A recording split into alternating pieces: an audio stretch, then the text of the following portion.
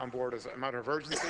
And I think, Minister, the department needs to flex its muscle in relation to this and not have a situation that when we come into October or when we come into August or September, that cuts will have to be made to the health budget, as they are every year, and some of those cuts are due to the fact that these large companies who have the money will not pay the HSE or pay the various hospitals on time. It's March. We can stop that from happening now, and I think that's one easy way in resolving the challenges of the health budget, and there aren't too many ways in that. I have to say that the tenure of the debate from the opposition side has been phenomenal. There's this unbelievable loyalty in Fine Gael to Minister Riley. You know, you won't see it below in the O2 tonight with all those screaming fans of One Direction. The loyalty that Fine Gael backbenchers, he's like the Niall Horan of Fine Gael. And to speak about all the reform that he's introduced in the last 2 years, well, I remember being here in 2008 when Minister Harney was introducing the reforms that have revolutionised cancer treatment in this country and revolutionised, more particularly, outcomes for those who are unfortunately suffering from cancer. And I remember James Riley leading the charge against those reforms because it suited him and it suited Fine Gael in Sligo, in Mayo, in Galway, in Cavan, in Monaghan, to lead the charge against those reforms, reforms which he has now championed. And we now have to listen, particularly to the Fine Gael TDs. The Labour TDs are slightly more circumspect of Minister Riley, which, given their experiences with him, is to be understood. But these are reforms that he bitterly opposed. And from the back of every truck during 2011, he told every community that he would deliver. And subsequently, he's gone away. So I'm not going to take a lecture about the lack of reform during our time in government from deputies whose devotion to a minister who opposed every one of those reforms and got votes on the back of opposing those reforms was just phenomenal at the time. And now we're all supposed to bow down and face towards North County Dublin on a daily basis, or is it Tipperary? I get confused. But we're supposed to pray towards them and say thank God for this maestro that is the Minister for Health. Time up, Deputy. 140,000 people who've given up on James Riley's health insurance policies does not even begin to add up to the amount of people who've given up in other areas of health.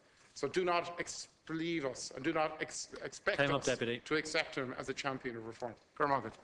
Deputy Cleary. Deputy John Brown, you have 4 minutes. 4 minutes.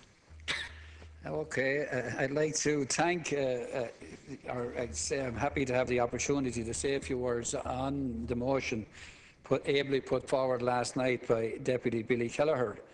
And alone did he put forward the motion, he also put forward a number of solutions to the problem, which I think should be taken on board from the far side of the House.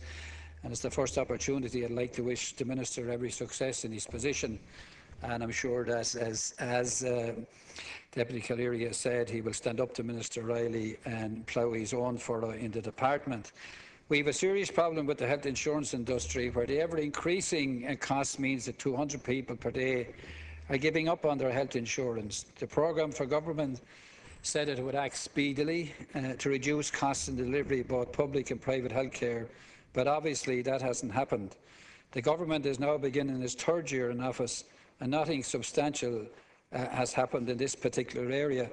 Indeed, on last Monday, we as Oireachtas members in Wexford were briefed by the HSE South Executive, and one of the points that they made to us was that so many people leaving the private health insurance area was having a serious effect on people attending the hospitals in the South East, and it was accounting for the large numbers of increase in the large numbers of operations and the large number of people attending such hospitals. So they were making the point that we're going to have more and more problems with dealing with the influx of people that are leaving the VHI and other of the private sectors.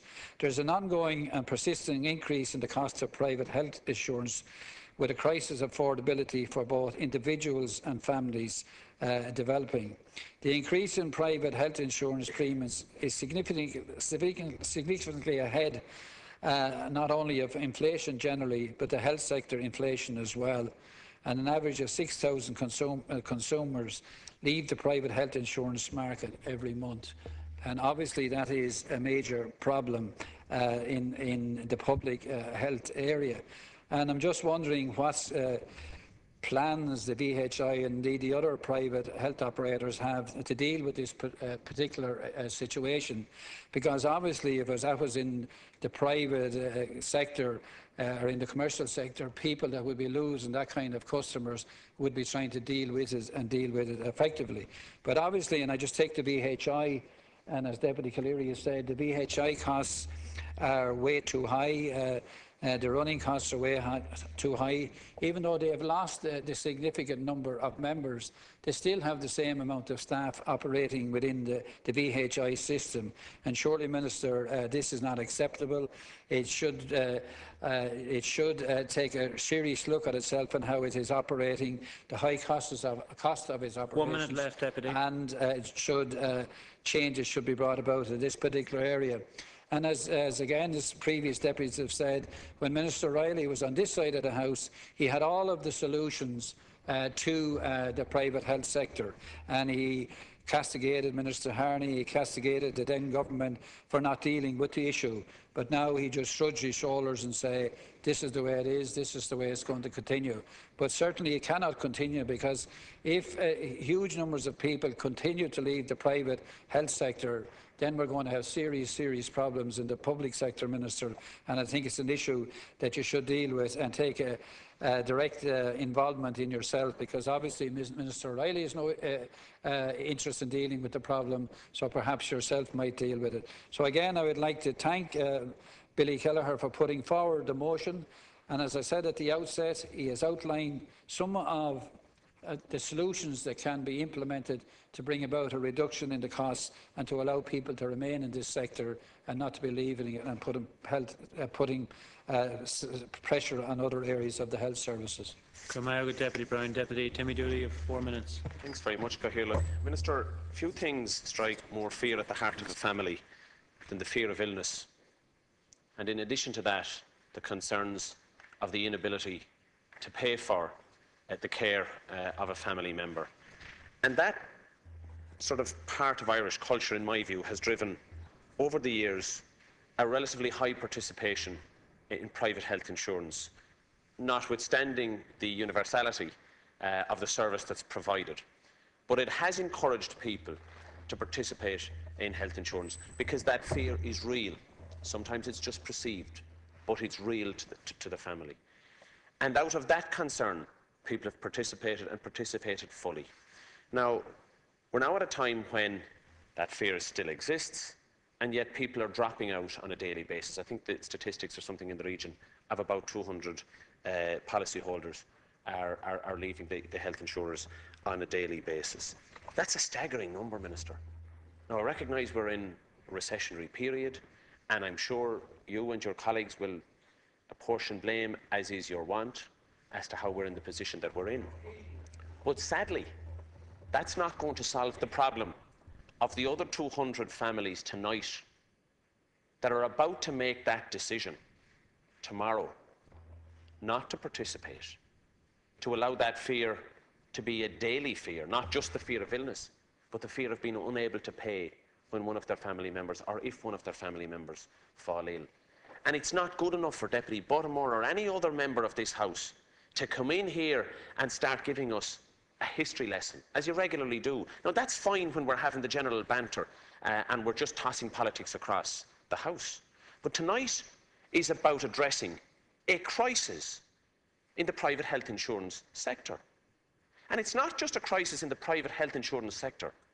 It's a crisis in the families, of so many families across this state. And it's being exasperated day after day after day. And it ill behoves any of us to start just throwing politics around this House. We've an opportunity to try and resolve it. And unless we can come up with a solution that will stop this vicious circle of people being unable to pay, fall out of the system, that puts a greater burden on the ones that are in the system. It increases the charges, it increases the cost for those that are fortunate enough to be able to scrape the money together to participate. And next week or next month, as the charges increase, they'll find themselves outside the net, unable to pay. That's an ever-decreasing circle that's going to lead, in my view, to a major problem. The problem's already there, but it's going to make it worse. And we have to tackle it, Minister. And the Department of Health and the government are going to have to come forward with some incentives, some solutions, some methodologies of helping the people who want to pay, who paid when they could, but they're no longer in a position, and we know the pressures they're under. And I'm not going to start getting into the usual stuff about, other taxes. I accept that the tax base has to broaden, but private health insurance is a fundamental component of the livelihoods of so many people, and we're tossing it aside. And I'm disappointed. I'm really disappointed at the approach the Minister has taken, considering that he came to office with so many promises about resolving, the perceived inability to control spending within his area. We heard all about the money following the patient. Where's that gone? Where's this notion about the universal health insurance system, that the state would pick up the tab for those who couldn't, and those that could pay would be paying an affordable rate? That seems to be gone out the window. And just to Deputy Bottomore, who has sought to suggest that the entire health delivery system has changed in the last 2 years and that we now have some of the most advanced technologies and facilities, all of a sudden they mushroomed in the last 2 years. Well, what Deputy Buttermore and others on that side of the House, not you, Minister, because in fairness you've always been balanced in terms of your commentary, but what a lot of people have failed to recognise, and I'll finish on this, Cathaoirleach, was that an awful lot of advances were made under Minister Harney. She had her faults in relation to the way she communicated some of those, and she would admit that herself, I think. But in terms of the advances about the reconfiguration of the delivery of health services, I think has led to a much better service delivery. And Deputy Bottomore and his colleagues refused to accept and worked against it on a daily basis. Frightened the people of this country, telling them that they would die if the reconfiguration services went ahead, that so many people in each individual area would die as a result of the changes. An outrageous approach. And thankfully, nobody on this side of the House is engaging in that kind of old banter tonight, but coming forward with solutions that are acceptable, meaningful, and have the capacity to assist you, Minister, in the discharge of your duty. Go, my good Deputy Dooley. Minister Steve Alex White, you have 5 minutes. Thank you, Cathaoirleach. And first of all, let me say at the outset that I'm not in the House tonight to continue any of the battles of the past. I'm just simply not interested in them. I mean, people stand up in this House and they say that they only want to talk about the future and the other side only wants to talk about the past. And 5 minutes into a speech, they are actually talking about the past, and it just becomes completely, ludicrous, because we can't make any progress if we're going to do that. So I'm not going backwards at all. I'm not interested. I mean, I have my own banter about that some other day, but this is far more important. I want to thank Deputy Kelleher, though, and his colleagues for raising this important matter and giving us the opportunity in government to restate the commitment, which has not been abandoned, far from it, to introduce a system of universal health insurance which will bring an end to the current two-tier health system, which for so many years has discriminated against patients. That can't be denied, has discriminated against patients on the ground of income. As the Minister for Health said yesterday, this government is the first in the history of the state that's committed to developing a universal single-tier health service which guarantees access to medical care based on need and not income. We will leave the failed policies of the past behind and introduce UHI with equal access to care for all. We have not underestimated, I want to emphasise this, and it has been a useful debate, and I do welcome very much some of the contributions that have been made on all sides of the House, but we have not, and I certainly do not underestimate the size of the task ahead of us in this regard. And we've been very clear, and I am very clear, that it would take, on the question of universal health insurance, that it would take 2 terms of government to achieve our aims in that regard. However, much has been achieved already, and I think it's only fair for deputies to acknowledge that in relation to the SDU, for example, working with hospitals and clinicians, successfully tackling problems associated with delays in accessing care. These are real achievements, substantial improvements that ought to actually be acknowledged. For my own part as Minister for Primary Care, I want to see progress continuing to be made in building capacity in primary care and in chronic disease management, particularly for the management of diabetes.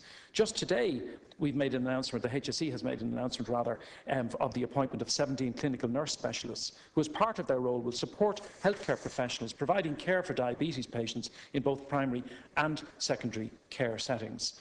Currently, 1.8 million individuals in the state hold medical cards, as colleagues will be aware, the highest number in our history. The bill to allow for the extension of free GP care to persons with prescribed illnesses will be published this year. Deputy Kelleher, it's not unreasonable for him to question the issue, or to raise the issue of the pace of change. We all want to see change happening quickly. I'm almost 6 months in the job, or 5 months in the job, and it is frustrating sometimes to see, how long particular changes can take to embed into the system. But those changes are occurring. As Deputy McConalogue fairly recognised last night, change, does take time, and particularly change in the health services does take time, but it is occurring. Can I turn to risk equalisation? Because that's the meat of this debate. Deputies will be aware the Health Insurance Amendment Act 2012 provided for the introduction for the first time of a permanent risk equalisation scheme with effect from the 1st of January. And I do recall, Cathaoirleach, that legislation was strongly supported on all sides of the Dáil, although some members opposite appear to be criticising it now. The new scheme will play an essential role in maintaining stability in the private health insurance market. As the Minister outlined last night, with effect from the end of March of this year, support levels under risk equalisation will increase substantially over 2012 levels for high-risk groups, particularly men aged 70 and above. This will further reduce the incentives which insurers have to attract, or indeed to select, younger and healthier customers at the expense of older and less healthy customers. It will help to ensure to a significant extent that private health insurance remains affordable for older and less healthy people. And can I say, Cathaoirleach, that I regard risk equalisation as an absolutely indispensable element of the necessary reforms to our system, an absolutely indispensable element of it. Now, in relation to some of the, because I know I don't have a great deal of time, the members opposite, and I say the Deputy Keller raised the issue of the pace of change, and the main recurring theme of the speeches opposite has been in relation to the number of leavers, particularly younger leavers from the system. I acknowledge that that is a problem. I don't stand here and say that I seek to suggest that that's not an issue. But, we've described the problem, and the members opposite have described the problem. The challenge is to come up with solutions. But it'll be no part of any reasonable solution or any realistic solution to actually make the situation, to actually seek to undermine the risk equalisation system that has been put in place. A deferral of the increase, for example, in the health levy, which is scheduled for the end of March, which is advocated in the Fianna Fáil motion, would manifestly undermine the risk equalisation system and would take from it, would actually add to the problems rather than reduce the problems. That's the same in relation to, of course, it is attractive on the face of it to say remove children from liability to the levy. Good 3, 4, 5 of the proposals in the Fianna Fáil motion, I would respectfully suggest, rather than help the situation, in fact, would undermine the risk equalisation system and the levy system that is a crucial part of it. So we can describe the problem, and I can do just as good as Deputy Keller in describing the problem. There can't be any doubt in anybody's mind, and Deputy Dooley would have to acknowledge, that the fact that people have ceased in insurance cover or who have reduced insurance cover is manifestly linked to a reduction in living standards that people have had to face as a result of the economic collapse and the financial collapse and the increase in the number of people unemployed and the effect that it has had on families. I mean, it's just, if we want, everybody is going to be honest with each other. It seems strange to me that the opposition wouldn't acknowledge that at all and wouldn't refer to it as being a factor. Clearly it is a factor. Very finally, I say this. The deputies opposite say that we need a solution and we need to look to the future and we need to actually address how we address this in the long term. I agree with that, and I would ask us, everybody in the House, including those who have taken an interest, particularly those who have taken an interest in this issue, to come into the debate as to what universal health insurance would look like. I don't regard it as a settled issue as to precisely how it will manifest itself and exactly how it will actually be implemented. So I would ask the members opposite to come into the debate, contribute to the debate, help us in the debate, help us with the way forward. The wisdom doesn't reside on one particular side of the House. Wisdom doesn't reside just with the government. I hope for a good, strong, healthy debate in relation to these issues. Thank you. Thank you, Minister Stitt-White. Deputy Billy Keller, you have 15 minutes. Thank you very much, Cathaoirleach. Just to say, look, I welcome the contributions from everybody on all sides of the House in the context of actually, putting forward their viewpoints. We put down this motion, Minister, because we do believe it is a problem. There is no doubt about it that families are finding it very difficult to maintain health cover, and equally, many families are dropping out. Now, we can argue about the rights and wrongs of where the economy is presently and how it got there, but there's one thing that is for certain. Health insurance inflation and health sector inflation is not as a direct result of the difficulties in the economy. There is other reasons as to why there's a major increase in health insurance premiums.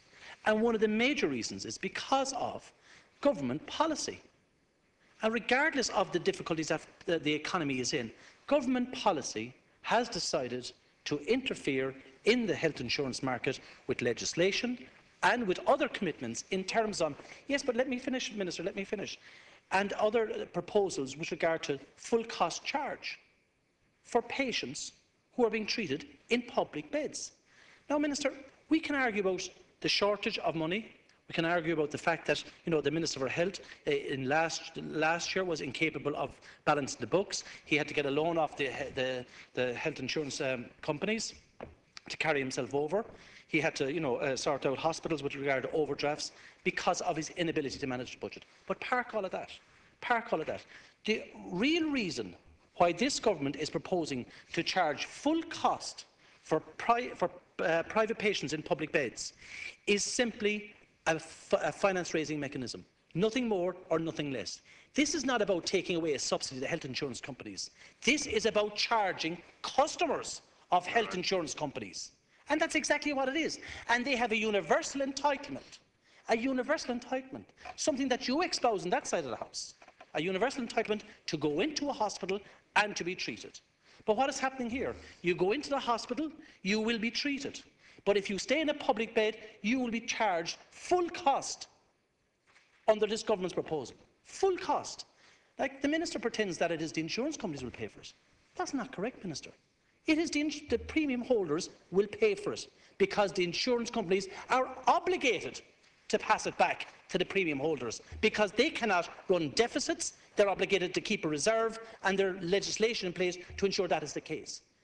So, yes, they will make some profits. But this is not about removing a subsidy. This is about double taxation and attacking a fundamental right in this state to have health free at the point of need in a public hospital. And that's what this is about. Now, if some consultants are sending people in through the system and they're charging them even though they're treated in a public bed, deal with that. There's other ways of dealing with it. But this blanket decision that every person who has worked hard, paid their taxes, and decided that they'll take out private health insurance to protect them and to provide for health care, that now, because they go into a public hospital, they're going to be penalised on the double. That simply is something that's unacceptable in my view and should be something that's unacceptable in your view. And if you expose universal health insurance, well, clearly, if this is the attempt that you're making at the start of this process, well, it's going to be a very unfair process for a lot of Middle Ireland who are day in, day out, paying their taxes, trying to provide for themselves and their families. And in one foul swoop, you're saying, right, lads, ladies and gentlemen, you have to pay twice to be treated. And that's exactly what this is. It's the most mean-spirited attack I've ever seen in recent years on people who make the effort, who work hard and provide for themselves, that they now are being asked to do this. Now, Minister, we did support the Health Insurance Amendment Bill. Clearly we supported it. We were proponents of risk equalisation and we saw the necessity in it.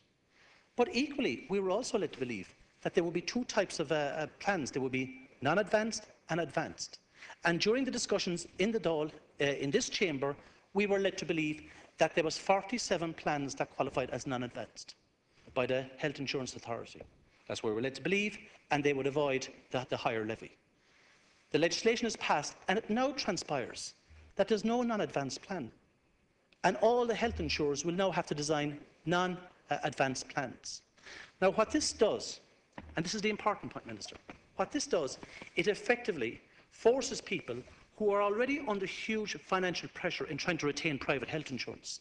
They've been dropping their cover for a period of time and they're barely hanging on.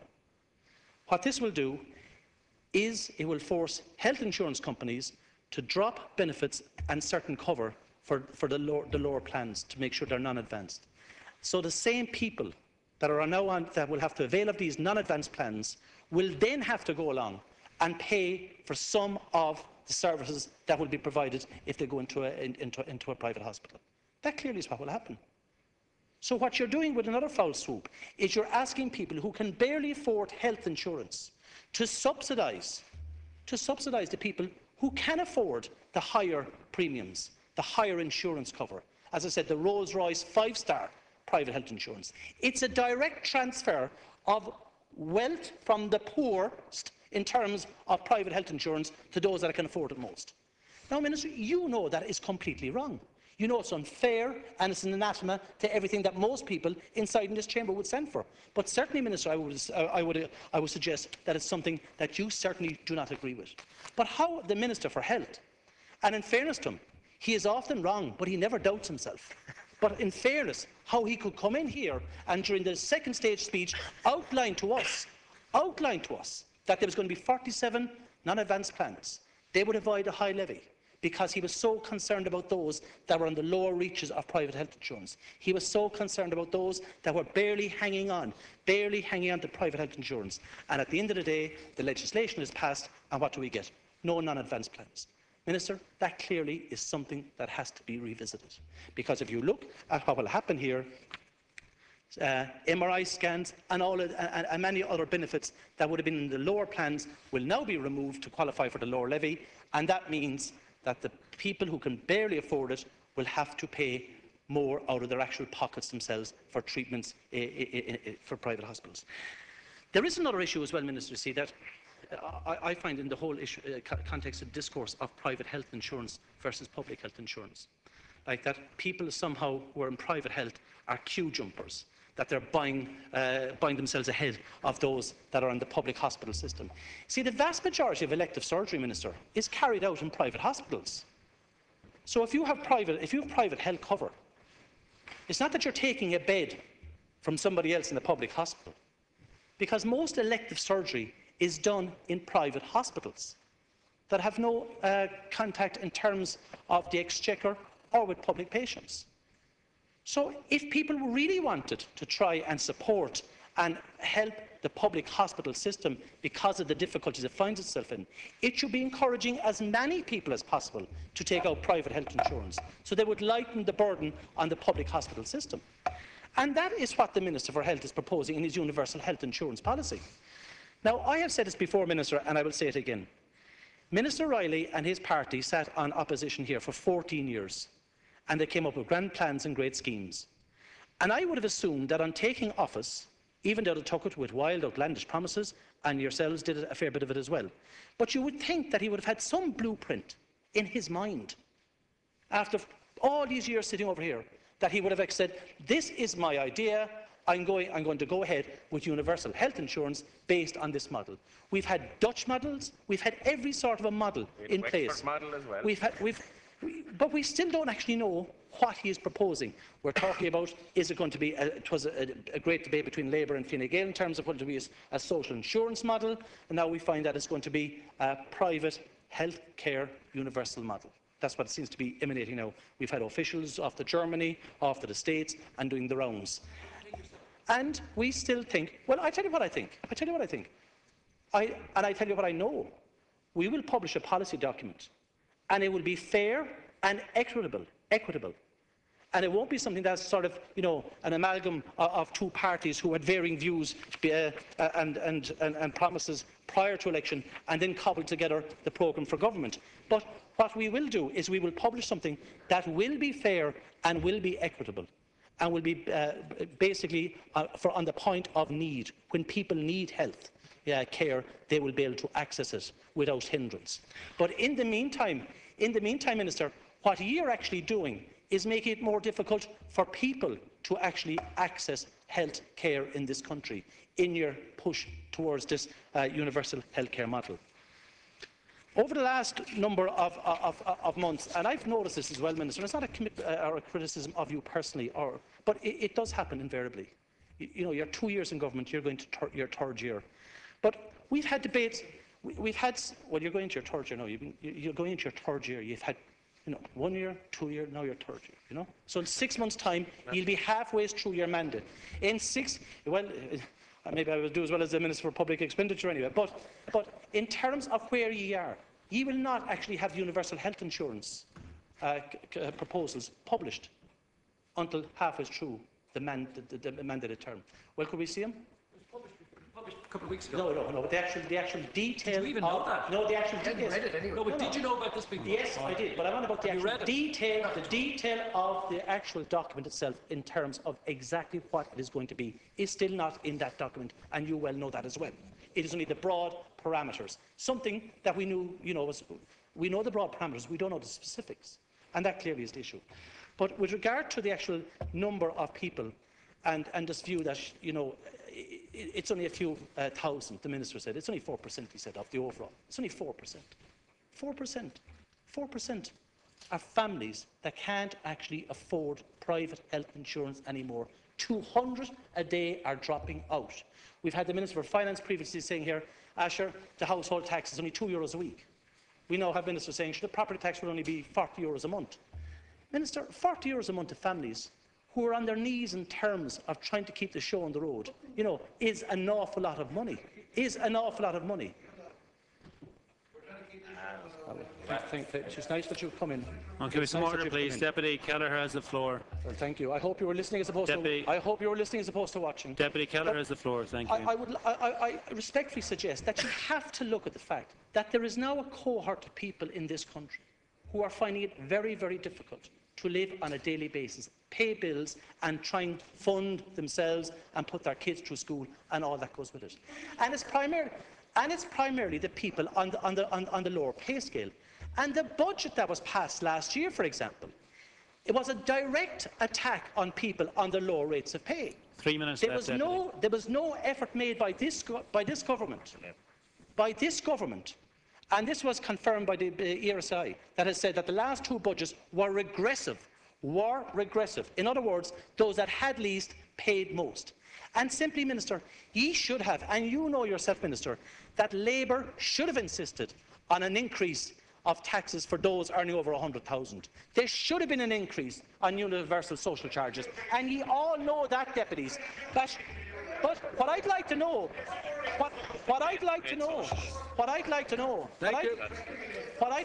Minister, is I'm afraid the time has expired. Is that ye walked out of government threatening, because of the universal social charge not being increased, and yet ye walked back in and it still hasn't been increased. So what has changed? I commend this motion to the House and I ask the government to consider in full the proposals we put forward, but more importantly to understand the pressure that families are under on a daily basis in trying to retain private health insurance. Thank you. As we are now past the time, I must put the question on amendment number 1 in the name of the Minister for Health. The question is that the amendment be made. Le teachtaí atá héamh na ceiste Aberdís tá, le teachtaí atá na cinna Aberdís níl. Sírim go an ceist rite. Vóta.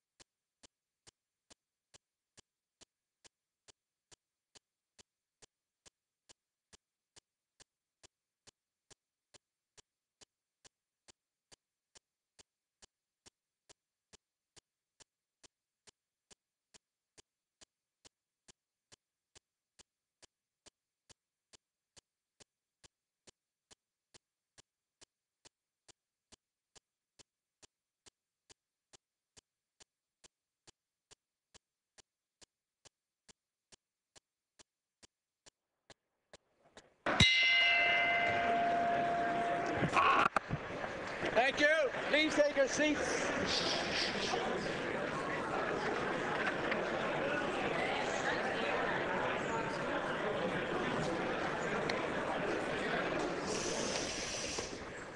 Thank you.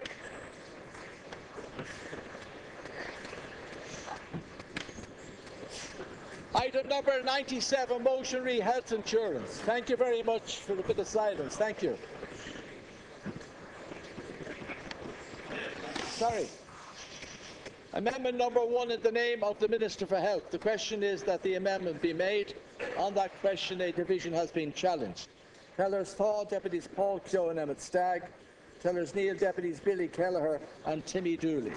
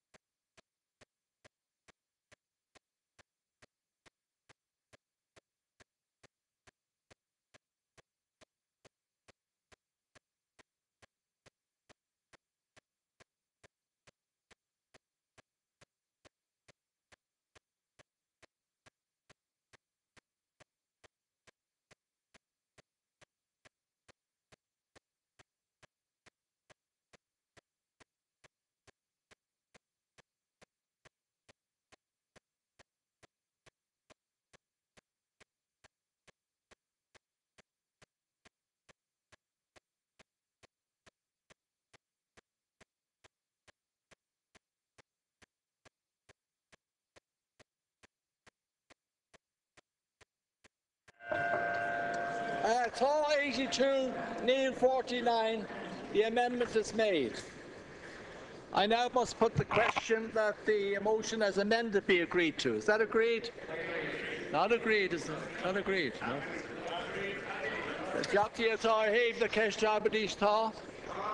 The guess the jockey is our in a queen abadish Neil. Sheelam good on cash Richard. Tá an dul ar athlogadí lethúir tar éis a death maidin amóra.